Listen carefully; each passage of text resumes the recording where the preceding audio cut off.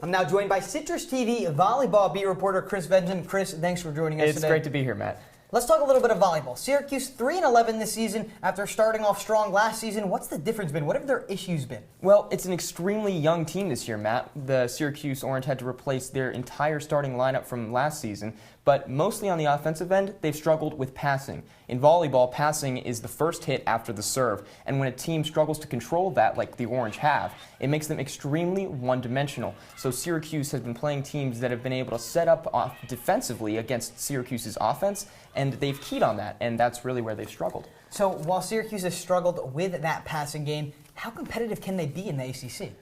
I think anything can happen from this point forward. We're 2-2. Syracuse is 2-2 heading into conference play after starting 1-9 in non-conference. Anything really can happen, although it could be tough sledding for the Orange. So now their next two opponents, Notre Dame's very good. Louisville, they're all right. Yeah. How does Syracuse match up against them?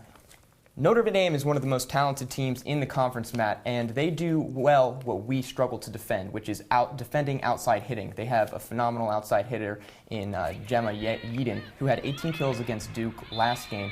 Syracuse is really going to struggle to defend against her, especially with Notre Dame's offensive attack. They're 11-5 heading into this matchup and undefeated in conference play. It'll be interesting to see how the Orange can match up against them. Now, what is Coach Yellens' plan to improve the Orange this season? Coach Yellens is a great coach.